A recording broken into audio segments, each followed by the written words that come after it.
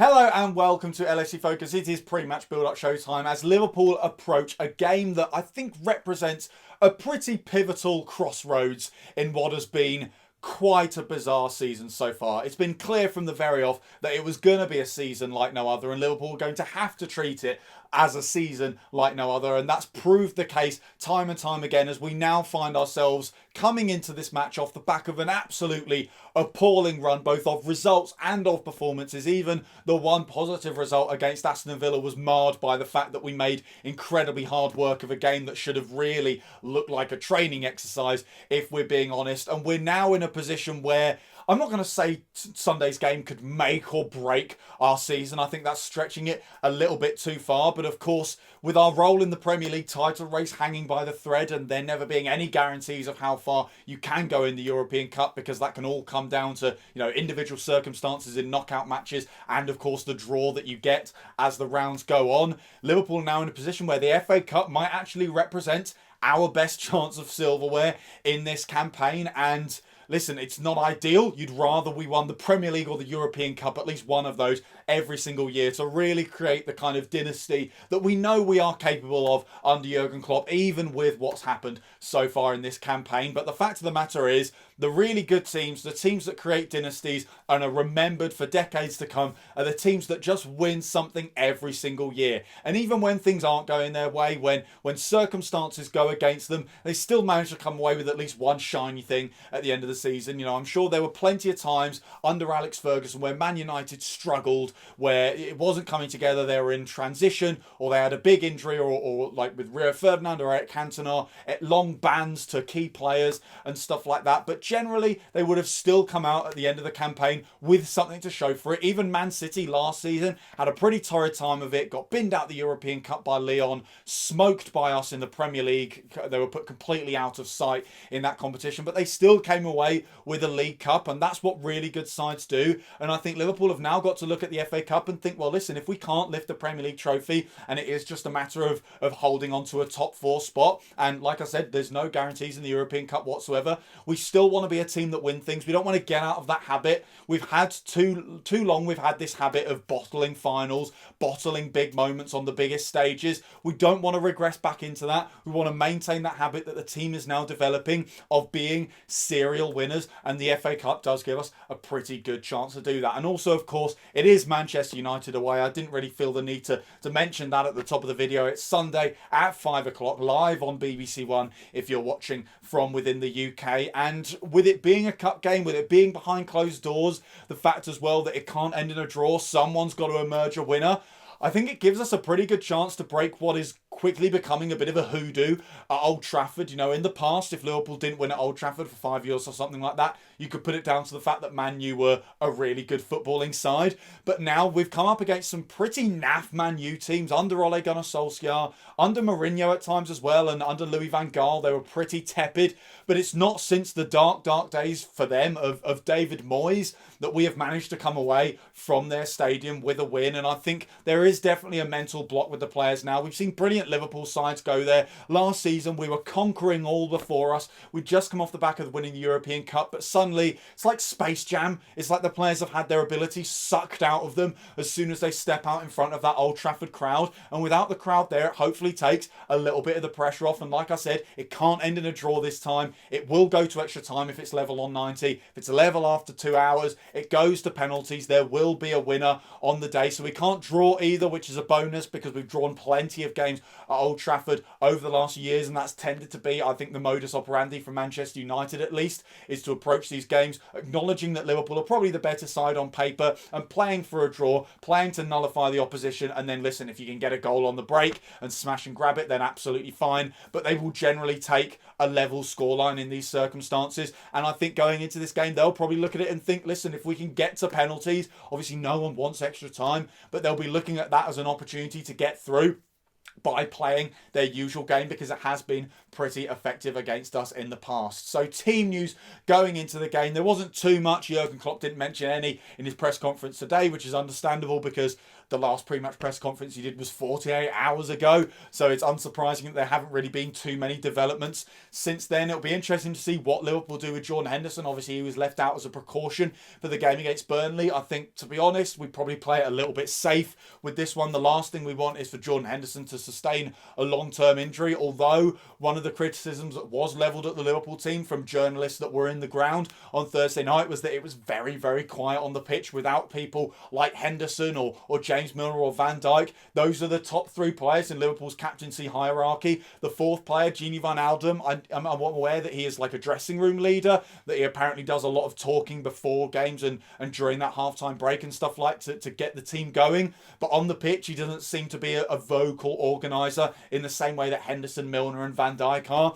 So Liverpool are definitely missing something there, and especially with this being a big game away to your rivals in the Cup, you want someone who's going to be barking instructions, holding everyone to a standard while we're not playing well as well, someone who's going to give everyone the confidence to keep going, encourage them when they get things right, chastise them when they get things wrong as well. We basically need the presence of a fan on the pitch, because as I said after the Burnley game, we're missing that presence of the fans, urging the players on, demanding better from them, congratulating them when they get things right and spurring them on and encouraging them to keep doing the right things.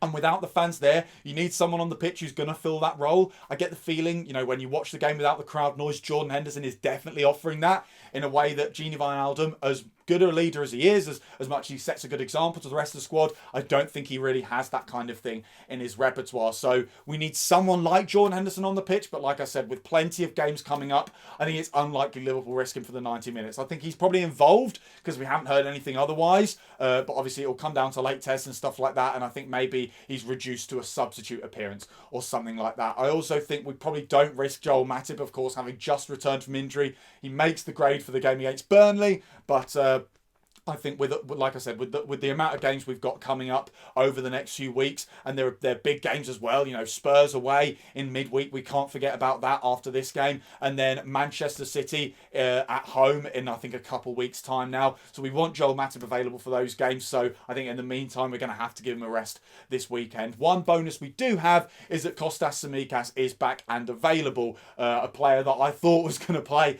in the game against Aston Villa in the last round, but it turned out he was injured for that. He is now back and available for Liverpool. He was on the bench for the game against Burnley, so he will be a potential starter in this game. So speaking of starters, the team that I think Liverpool are going to put out on Sunday evening, afternoon, whatever you want to call it, is probably going to be Kevin Kelleher in goal. He, of course, plays in the game against Aston Villa. He's played in cup matches, I believe, as well so far this season, and, of course, excelled when he was promoted to the first team during Alisson's most recent injury layoff. So I think it makes sense to give him some more experience. It's clear that there isn't maybe as much of a drop-off when Kelleher plays as there is when Adrian plays. We don't have to worry as much about a goalie who can't play out from the back or play passes under pressure or anything like that. We know Kelleher is good with his feet, and he is very much in the Alisson mould. So I'd like to see him play in this game. I want to see him put into the high-pressure situation of a cup tie. Like I said at the top of the video, I think we do need to take the cup seriously. I think we need to be thinking about this as a solid path to silverware that we can try and tread in this rather unpredictable, rather ridiculous at times season. But in the early stages at least, I think it makes sense to give Kelleher a bit of a chance. And as I said, it's not a massive drop-off between him and Alisson Becker. And then in front of him, I think this is where we do ring the changes a little bit. I think we can make changes in the front three and the midfield and still maintain a certain level of quality. Of course, we all know the issues Liverpool are having with defensive personnel at the moment. If we make changes here, there is going to be a little bit of a drop-off, but I don't think we really have a choice. Like I said, I don't want to see Joel Matip playing. Henderson's probably not going to be risked either, so I think Fabinho will have to start for the sake of some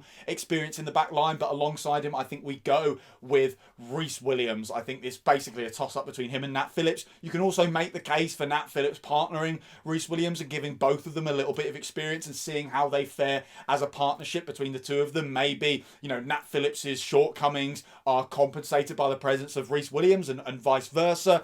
But like I said, we need to take this a little bit seriously, and it is away to our biggest rivals. You don't want to throw two kids in at centre half unless you absolutely have to. So I think we go with Fabinho, and then Reece Williams, a little bit better on the ball, better passer, not super fast, but a little bit quicker than Nat Phillips. So hopefully doesn't have too many problems dealing with people like Marcus Rashford or Anthony Martial.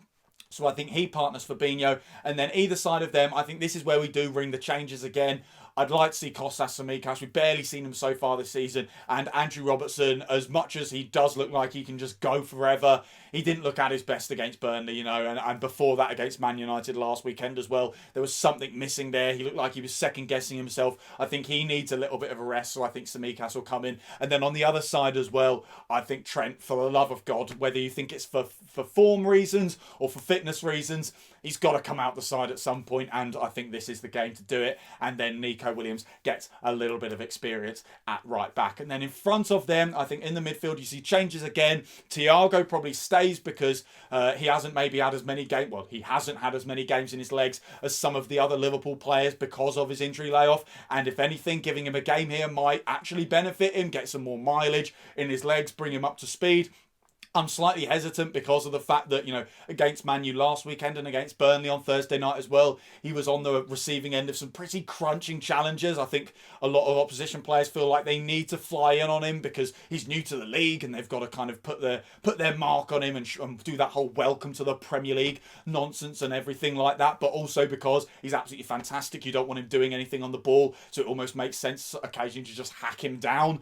So I'm a little bit averse to playing him in this match, but like I said, he also could do with a little bit of game time, so I would quite like to see him playing in this game. And then either side of him, I think Curtis Jones needs game time, so he comes in. It's the right kind of game for him as well. It's a big game against rivals, the kind of game that he is going to be massively up for, and maybe having him on the pitch as well to kind of set the tone will help bring up the standard of everyone else. You'd expect him to be intense, to fly into challenges, to look to play quick, short, crisp passes and take the game to Man U and be direct, and obviously go for goal himself as well. He will be absolutely desperate to try and get a goal at Old Trafford as a boyhood Liverpool fan, and hopefully having someone like that on the pitch will help everyone else realise what intensity they need to be playing at for this match. And then finally, with that in mind as well, I think we go with James Milner in the midfield. Of course, hasn't played too many games this season, is very evidently not the player he was when he first joined, not because of ability or anything like that, but simply because he's a little bit older and a little bit slower and he has a little bit less stamina.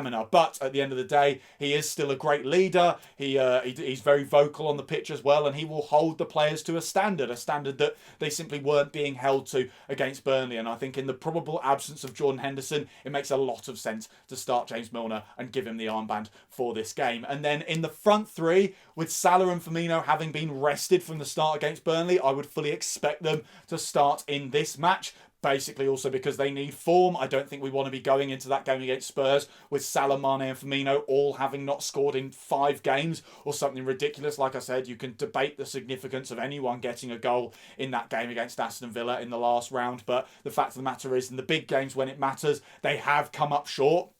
And so I think we need to get some of them on the pitch and we need to get them scoring. So I think Salah and Firmino, having been rested at least a little bit, will get a start in this game. And then I hope, for the love of God, that Minamino finally gets his start, because I don't know what he has to do to get into this team. No one else is delivering at the moment. Diogo Jota is still weeks away. I think Minamino has to be given an opportunity, if anything, because the last time we were blamming the goals in, he played from the start and had a very good game against Crystal Palace, and he also got us off the mark in that match as well. And of course, it'd be great to see Minamino alongside the first team as well. That's something that we don't get enough from him. There's been time and time again, he's been played alongside Origi and Shaqiri and Harvey Elliott and Ryan Brewster and all these kind of fringe players in the cup competitions. I want to see Minamino spend more time with the front three and see how he gels with them. I think this is a good opportunity to do that. So taking a quick look at Manchester United, and it will just be a quick look because of course it was only 5 days ago that we last played them. Not too much has changed since then. They're still a side that are in good form. They're still a very buoyant team. Mentally they're feeling good about themselves at the moment. That's evident in the way they play. When they concede like they did against Fulham on Wednesday night, their heads aren't dropping. They still believe in themselves. So if Liverpool go 1 or 2-0 up in this game, they're not going to be all staring at their shoes and thinking, oh well, game over, we've been done here. They'll be thinking they they can turn it round, get back into it. They're a very dangerous prospect at the moment, Man U. There is no safe position to be in a game against them. Of course, you don't want to be several goals down at level. They look like they're very comfortable in that position. You know, they're happy to sit back, not concede goals, and then look to take opportunities on the break. And even when they're behind, they're capable of switching it up and suddenly going at you. So there's essentially no good way from a Liverpool perspective that they can approach this game. If they do look to sit back, then it's going to be difficult for us to break them down. If they look to take the game to us, then we've got to be very wary of the options that they've got. Ole Gunnar Solskjaer has said that he will make changes for this game. It's not going to be exactly the same as the last lineup against Fulham on Wednesday, but it's noteworthy that they kind of did a similar thing on Wednesday night to what Liverpool did against Burnley, where they did rotate a little bit. Certain players came in that hadn't started. You know, Cavani plays from the start. I don't think he didn't play from the start at Anfield. The same goes for Mason Greenwood, who came into the side. Marcus Rashford was benched. So they rotated a little bit in and around the attack as well. So I'm expecting kind of similar standards of lineups from both teams. I think they may have perhaps a midfield that looks a little bit off it in the same way that we will have a defence that looks a little bit main shift, but by and large their attack is probably going to be the big guns. We'll probably see Rashford, Martial will probably be in there, Cavani and Greenwood will definitely be used either from the bench or from the start. They're definitely going to make a go of this as well, and in some ways that makes it something to look forward to, because we don't get games like this often enough, and it's almost a shame that there isn't a crowd. Of course, you don't want to be playing in front of a 70,000 strong Old Trafford crowd, because as we all know, Liverpool have struggled in that environment in the past, but you want the blood and thunder of a cup tie. You want a knockout game between two absolute giants of the English game. So hopefully we get a good match. Hopefully we get some goals. It was an interesting point that was raised on the Redmen TV pre-match video for this game. I'm sure plenty of you watch those videos as well, because, well, they're excellent. But there was a point raised of, would you take a 4-3 loss? You know, you get dumped out the cup, you get beaten by Man United, but you finally get some goals. You know, going into that game against Spurs in midweek, would you just be happy to see Mo Salah get a goal, Firmino get a goal? Is that almost better than maybe winning the game 1-0 with an own goal and continuing to play very poorly? I don't know. Let me know what you think down in the comments below, how you want to see this game play out, whether you think it's more important to get progress in the cup or to get performances back on track. Ideally, we see a little bit of both. Fingers crossed that Liverpool can make it through to the 5th round of the FA Cup, where, of course, West Ham or Doncaster will await them at Anfield. Until then, that is all for today's video. Thank you guys very much for watching. If you did enjoy the video, as always, you know what to do. Hit the like button down there. Hit that subscribe button there if you're new around here. Check out some of the other videos that have been out on the channel over the past few days. Don't forget to follow at LFC Focus TV on Twitter. And I'll be back on Sunday evening after we've hopefully beaten Man U at Old Trafford. Until then, bye for now.